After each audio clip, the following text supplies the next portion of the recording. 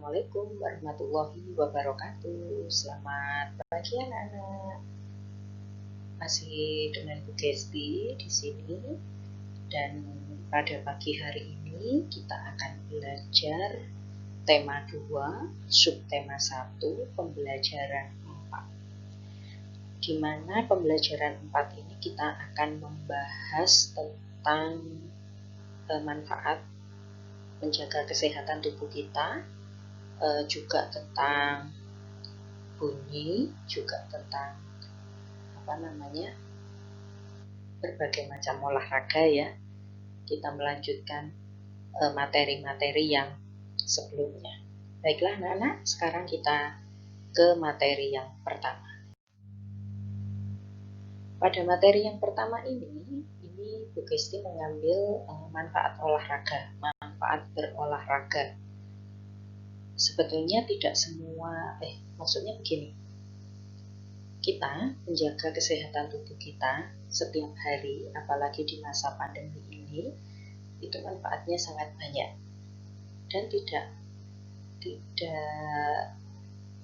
hanya olahraga saja, tetapi ada beberapa alternatif kegiatan yang bisa kita lakukan untuk menjaga kesehatan tubuh kita.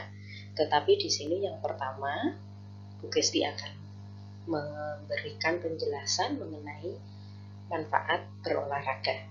Yang pertama yaitu mencegah penyakit jantung dan stroke, lalu menurunkan tekanan darah tinggi, mencegah nyeri punggung, membuat tidur lebih nyenyak, dan menekan resiko osteoporosis. Sebetulnya untuk manfaat berolahraga ini banyak sekali, ya, tidak hanya ini, masih banyak yang lainnya. Sehingga dianjurkan, apalagi pada masa-masa pandemi seperti ini, dianjurkan supaya kita selalu menjaga kesehatan tubuh kita. Kalau misalkan kita tidak bisa berolahraga, itu ada beberapa alternatif yang bisa kita lakukan, ya. Jadi ada beberapa alternatif yang bisa kita lakukan selain kita berolahraga. Apa saja misal alternatif tersebut? Jadi keuntungan dari manfaat kita melakukan kegiatan berolahraga atau melakukan kegiatan yang lain sebagai alternatif kegiatan olahraga, yaitu salah satu manfaatnya atau beberapa manfaatnya ada yang sudah dijelaskan Bu Gesti di sini, meskipun manfaatnya banyak sekali. Sekarang, apa saja alternatif yang bisa kita lakukan selain berolahraga? Nah, di sini yaitu Bu Gesti memberikan contoh, yaitu permainan tradisional sebagai alternatif olahraga. Jadi permainan tradisional di mana yang melakukan aktivitas seperti olahraga itu ada, ya. Jadi selain kita berolahraga, alternatif yang lain yang bisa kita lakukan untuk menjaga kesehatan tubuh kita, yaitu kita bisa melakukan permainan tradisional, ya. Biasanya anak-anak sudah lakukan di rumah bersama teman-teman yang ada di lingkungan rumah. Contohnya apa saja permainan tradisional sebagai alternatif olahraga?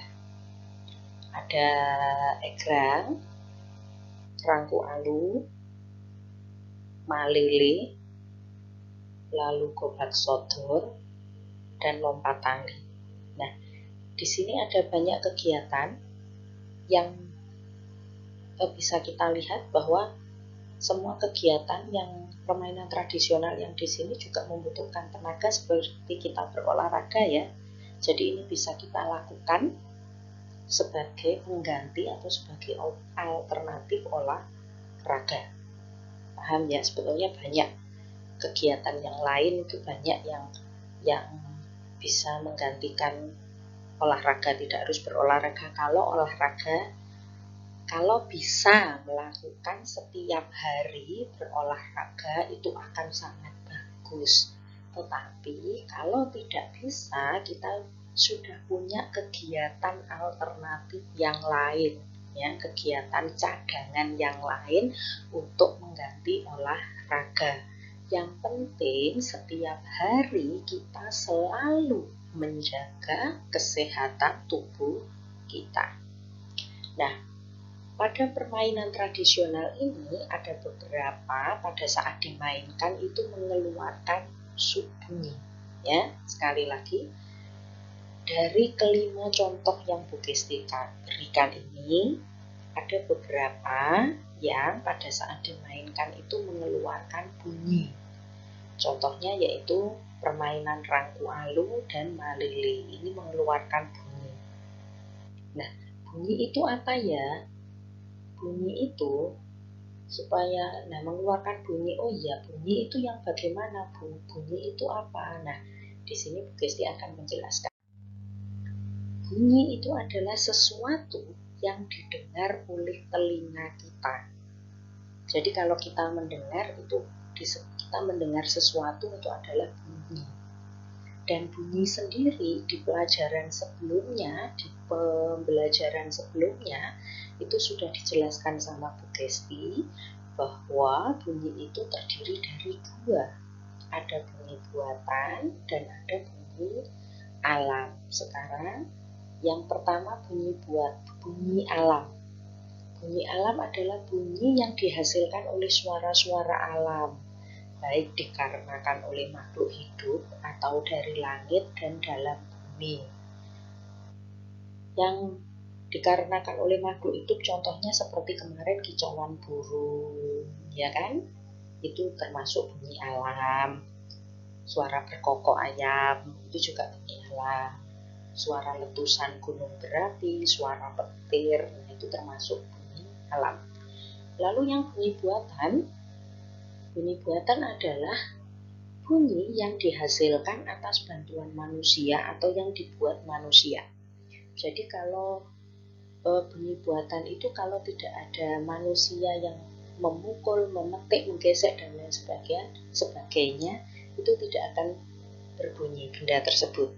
Ya, jadi bunyi buatan itu adalah bunyi yang dihasilkan atas bantuan manusia atau yang dibuat oleh manusia. Lalu contohnya bunyi buatan itu apa saja? Alat-alat yang mengeluarkan bunyi dan termasuk bunyi buatan yaitu namanya, sebetulnya banyak ya anak-anak, termasuk peluit itu juga termasuk bunyi buatan. Pentongan, lonceng, beduk, dan gong. Ya. Materi ini Bu Kesti ambil, nanti anak-anak bisa melihat di buku siswa kelas 1 tema 2 kurikulum 2013 revisi 2017 sama dengan punyanya anak-anak yang dibawa anak-anak. Jadi kentongan, lonceng, beduk, gong ini termasuk bunyi buatan. Kalau tidak dibantu oleh manusia untuk membunyikannya, mereka tidak akan berbunyi sendiri. Ya, jadi kentongan dipukul, lonceng, beduk, gong, ya. Jadi itu ada masih banyak lagi seperti peluit, ya, gitar dan lain sebagainya. Jadi kalau tidak ada campur tangan manusia, bunyi tersebut tidak akan bunyi. Benda tersebut tidak akan berbunyi kalau tidak ada campur tangan dari manusia. Baiklah anak-anak, bagaimana? Sudah paham dengan materi yang diajarkan Bu Kesti? Pada pembelajaran sebelumnya ini sudah kita bahas, sekarang kita bahas lagi supaya anak-anak lebih paham lagi. Baiklah, kalau anak-anak sudah paham, nanti sebentar lagi Bu Kesti akan share tugas-tugasnya, mana saja yang dikerjakan.